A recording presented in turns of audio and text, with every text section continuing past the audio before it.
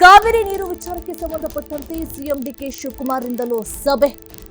ನೀರಾವರಿ ತಜ್ಞರ ಜೊತೆ ಸಭೆಯನ್ನ ನಡೆಸ್ತಾ ಇದ್ದಾರೆ ಸಿಎಂ ಡಿಕೆಶಿ.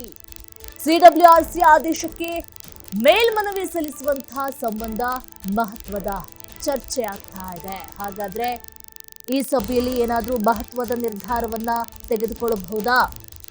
ನೀರಾವರಿ ತಜ್ಞರ ಜೊತೆ ಸಭೆ.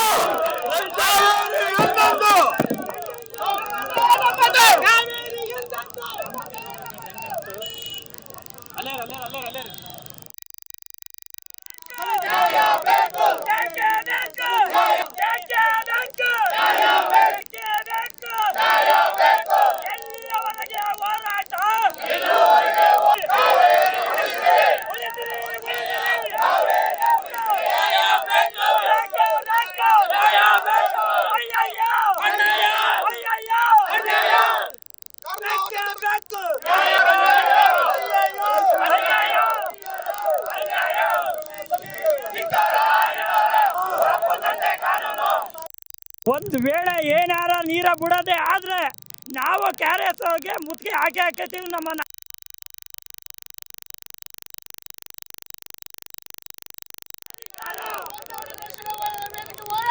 ಸರ್ಕಾರಕ್ಕೆ ಎಚ್ಚರಿಕೆ ಕೊಡ್ತಾ ಇದ್ದೀವಿ, ನೀರು ಬಿಡಬಾರ್ದು ಅಂತ. ಏನಾರ ನೀರು ಬಿಡೋದು ಕಂಡ್ರೆ ನಾವು ಕ್ಯಾರೆಸ್ಗೆ ಮುತ್ತಿಗೆ ಹಾಕ್ತೀವಿ. ನಮ್ಮ ನಾರಾಯಣಗೌಡರ ನೇತೃತ್ವದಿಂದ ಸರ್ಕಾರಕ್ಕೆ ಎಚ್ಚರಿಕೆ ಕೊಡ್ತಾ ಇದ್ದೀವಿ. ವಿಶೇಷವಾಗಿ ಶಾಂತಿಯುತವಾಗಿ ಮಾಡ್ತಾ ಇದ್ದೀವಿ. ಒಂದು ವೇಳೆ ಏನಾರವ ನೀರು ಬಿಡ್ತು ಅಂತ ಕಂಡು ಬಂತು ಅಂದರೆ ಅದು ಕಥೆನೇ ಬೇರೆ ಆಯ್ತದೆ. ಏನೇ ಅನಾಹುತ ಆದರೆ ಈ ರಾಜ್ಯ ಸರ್ಕಾರನೇ ನೇರ ಹೊಣೆ ಆಗಬೇಕಾಯ್ತದೆ ಅಂತ ಎಚ್ಚರಿಕೆ ಕೊಡ್ತೀವಿ. ಭಾರ ಆಯ್ತಲ್ಲ, ನಮ್ಮ ರೈತರು ಸಂಕಟ ನೋಡಿದ್ರೆ ಬೆಳೆ ಎಲ್ಲ ಕಬ್ಬು ಕೈಗೆ ಬಂದಿರೋದೆಲ್ಲವ ಬರ್ದಂಗೆ ಆಗೈತೆ, ಒಣಗಿತಾ ಇದೆ. ಅಂಥ ಸನ್ನಿವೇಶದಲ್ಲಿ ಇವರು ನೀರು ಬಿಡ್ತಾರೆ ಅಂತ ಅಂದರೆ ಇದು ಏನು ಅರ್ಥ? ಇದು ಅದಕ್ಕೋಸ್ಕರ ರೈತರಿಗೋಸ್ಕರ ಜೀವ ಕೊಡೋಕ್ಕೂ ನಾನು ಸಿದ್ಧವಾಗಿರ್ತೀನಿ. ನಾವು ಈಗಾಗಲೇ ಮೊದಲನೇ ಒಂದು ಹೋರಾಟ ಮಾಡಿದ್ವಿ. ಬರ ಪೀಡಿತ ಪ್ರದೇಶ ಅಂತ ಘೋಷಣೆ ಮಾಡಿ ಅಂತೇಳಿ ಸರ್ಕಾರಕ್ಕೆ ಒತ್ತಾಯ ಮಾಡಿದ್ವಿ. ನಾವು ಬರ ಇಲ್ಲಿ ನಮ್ಮಲ್ಲೇ ಆವರಿಸ್ಕೊಂಡು ಕುಳಿತಿದೆ.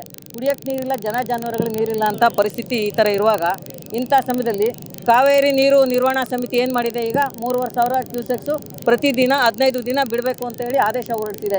ಈ ಆದೇಶವನ್ನು ನಮ್ಮ ಸರ್ಕಾರ ಧಿಕ್ಕರಿಸಬೇಕು ಮತ್ತು ನಮ್ಮ ರೈತರ ಹಿತವನ್ನು ಕಾಪಾಡಬೇಕು. ಇಲ್ಲ ಅಂತೇಳಿದ್ರೆ ಇಡೀ ರಾಜ್ಯಾದ್ಯಂತ ನಾವು ಕರ್ನಾಟಕ ರಕ್ಷಣಾ ವೇದಿಕೆಯವರು ನಮ್ಮ ರಾಜ್ಯಾಧ್ಯಕ್ಷರಾದ ನಾರಾಯಣಗೌಡರ ನೇತೃತ್ವದಲ್ಲಿ ಇಡೀ ರಾಜ್ಯದಲ್ಲಿ ನಾವು ಪ್ರತಿಭಟನೆ ನಡೆಸೋದಕ್ಕೆ ತಯಾರಿದ್ದೀವಿ. ನಾವು ಯಾವುದೇ ಕಾರಣಕ್ಕೂ ಹೋರಾಟನ ನಿಲ್ಲಿಸೋದಿಲ್ಲ. ಇದು ಸರ್ಕಾರ ಇದ್ರ ಬಗ್ಗೆ ಗಮನ ತಳೆದು ನಮ್ಮ ರೈತರ ಪರವಾಗಿ ಕಾರ್ಯಕ್ರಮ ರೂಪಿಸಬೇಕು ಅಂತ ನಾವು ಕೇಳ್ತೀವಿ. ನಾವು ಈಗಾಗಲೇ ಮೊದಲನೇ ಒಂದು ಹೋರಾಟ ಮಾಡಿದ್ವಿ. ಬರ ಪೀಡಿತ ಪ್ರದೇಶ ಅಂತ ಘೋಷಣೆ ಮಾಡಿ ಅಂತೇಳಿ ಸರ್ಕಾರಕ್ಕೆ ಒತ್ತಾಯ ಮಾಡಿದ್ವಿ. ನಾವು ಬರ ಇಲ್ಲಿ ನಮ್ಮಲ್ಲೇ ಆವರಿಸ್ಕೊಂಡು ಕುಳಿತಿದೆ. ಏನಿವತ್ತು ಕರ್ನಾಟಕ ರಕ್ಷಣಾ ವೇದಿಕೆ ಸನ್ಮಾನ್ಯ ನಮ್ಮ ರಾಜ್ಯಾಧ್ಯಕ್ಷರ ಟಿ.ಎ. ನಾರಾಯಣಗೌಡ ಆದೇಶದ ಮೇರೆಗೆ ಇವತ್ತು ಮಂಡ್ಯ ಜಿಲ್ಲೆಯಲ್ಲಿ ಮಂಡ್ಯ ಸಂಜಯ ಸರ್ಕಲಲ್ಲಿ ಏನು ನಿನ್ನೆ CWRC ಏನು ಆದೇಶ ಖಂಡಿಸಿ ಇವತ್ತು ಹೋರಾಟವನ್ನು ಮಾಡ್ತಾ ಇರೋದು. ಏನು ಪ್ರತಿದಿನ 3,500 ಕ್ಯೂಸೆಸ್ಸು 15 ದಿನಗಳ ಕಾಲ ಹರಿಸಬೇಕು, ಸುಮಾರು 4.5 TMC ನೀರು ತಮಿಳುನಾಡಿಗೆ ಹರಿಸಬೇಕು ಅಂತೇಳಿ ನಿನ್ನೆ ತಮಿಳುನಾಡರ ಏಜೆಂಟರ ರೀತಿ ಆದೇಶವನ್ನು ಮಾಡಿದೆ. ನಮಗೆ ಹಲವಾರು ವರ್ಷಗಳಿಂದ ಒಂದು ಯಕ್ಷ ಪ್ರಶ್ನೆ ಕಾಣ್ತಾ ಇದೆ. ಏನು ಬರೀ CWRCಯಲ್ಲಿ ಬರೀ ತಮಿಳುನಾಡು ಅಧಿಕಾರಿಗಳು ರಾಜಕಾರಣಿಗಳು ಮಾತ್ರ ಸೇರಿದಾರಾ? ಕರ್ನಾಟಕದ ರಾಜಕಾರಣಿಗಳು, ಕರ್ನಾಟಕ ಅಧಿಕಾರಿಗಳು ಯಾರು ಇಲ್ವಾ? ಮಾಹಿತಿ ಕೊಡ್ತಾರೆ ನಮ್ಮ ಪ್ರತಿನಿಧಿ ರಾಕೇಶ್. ನೋಡಿ, ರೈತರ ಹೋರಾಟ ಬಹಳ ತೀವ್ರವಾಗಿ ನಡೀತಾ ಇದೆ. ಒಂದು ಕಡೆ ಡಿಕೆಶಿ ಅವರು ನೀರಾವರಿ ತಜ್ಞರ ಜೊತೆ ಸಭೆಯನ್ನು ನಡೆಸ್ತಾ ಇದ್ದಾರೆ. ಏನೆಲ್ಲ ಚರ್ಚೆಗಳು ಆಗಬಹುದು, ಏನಾದರೂ ಮಹತ್ವದ ಬದಲಾವಣೆಗಳು ಕಂಡುಬರುವಂತಹ ಸಾಧ್ಯತೆಗಳೇನಾದರೂ ಇದೆಯಾ ಅಂತ.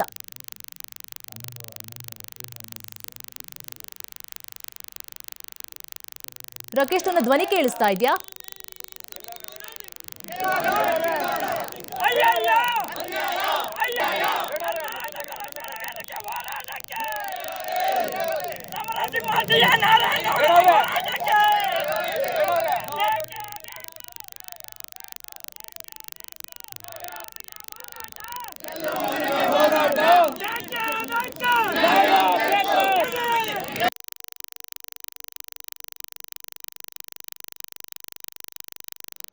ಕುಡಿಯೋಕ್ಕೂ ನೀರಿಲ್ಲ ಸರ್.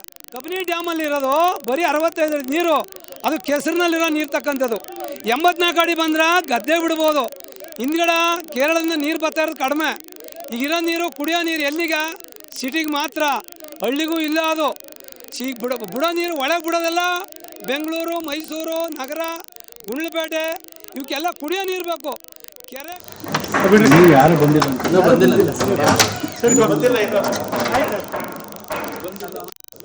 ನೀರಿಲ್ಲ ಸರ್. ಕಬಿನಿ ಡ್ಯಾಮಲ್ಲಿ ಇರೋದು ಬರೀ 65 ನೀರು, ಅದು ಕೆಸರಿನಲ್ಲಿರೋ ನೀರು ತಕ್ಕಂಥದ್ದು. 84 ಅಡಿ ಬಂದ್ರೆ ಗದ್ದೆ ಬಿಡ್ಬೋದು. ಹಿಂದ್ಗಡೆ ಕೇರಳದಿಂದ ನೀರು ಬರ್ತಾ ಇರೋದು ಕಡಿಮೆ.